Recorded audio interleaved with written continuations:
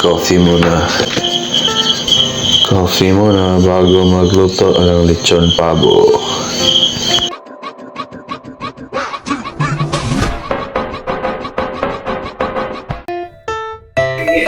$4.28.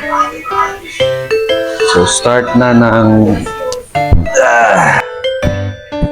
lagay na ng mga lamas.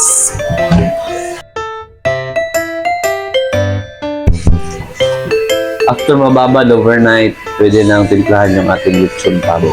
Yung pabo, lagyan ng mga sangkap. Yung daon ng sibuyas, tanglad, carrots, para masarap yung ating lechon pabo. Unique. So ito na yung lechon pabo natin. Yan na. 4 kilos yung order nila, ma'am. Sa loob na yung laman loob nito. Ayan, kasali yan. Kaya tsaka batikolon. Ito yung mga gulay natin. Ayan, prepare ko na yan. Carrots, daon sibuyas. Ito yung tanglad, lemongrass. Here is our, ito yung personal made ko na seasoning.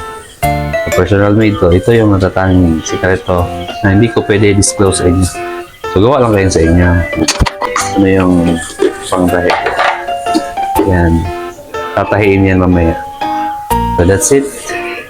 Let's go!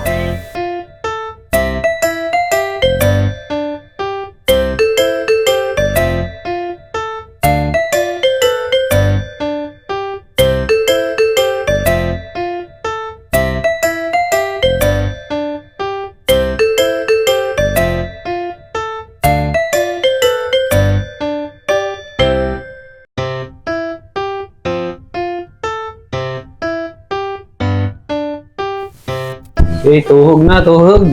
Para maisalang na tong lechon pabo na to. Baka ma-short na tayo sa oras. Mag-burn out daw dito sa amin.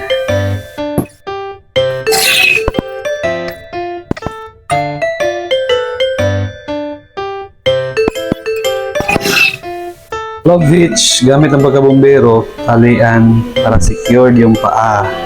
Hindi pagalaw-galaw. At ngayon, kung ba tayo nandito, di mo na masasabayan.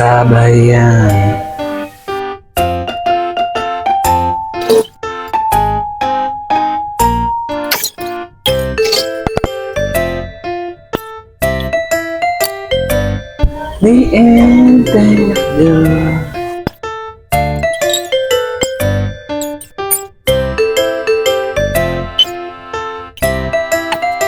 yan, ready na. Maisa lang yung lechon pabo natin. Right.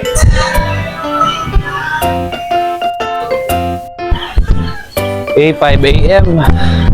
Hindi na magsalang ng ating lechon pabo. So, pahilaw muna tayo saglit.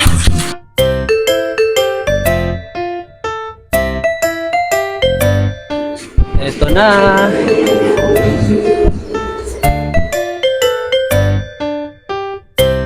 Dagdag ng uling. Damihan na natin. Marami din.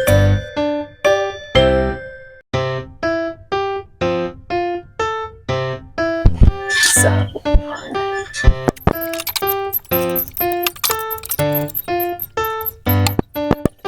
So, dahil na natin luto yung ating lechon pabo. So, pwede mo na magkape kasi mga 3 hours pa yan.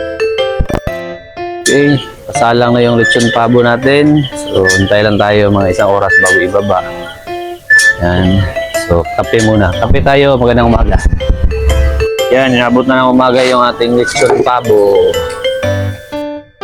So, slow cooking lang. Ito after mga 1 hour na to ng slow cooking. Mahina lang yung init para controlled.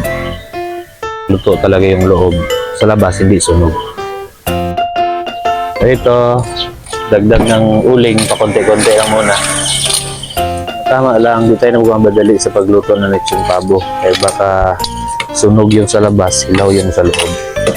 Tsagaan lang talaga itong paglilitsyon ng pabo. Yun yan, konti lang muna.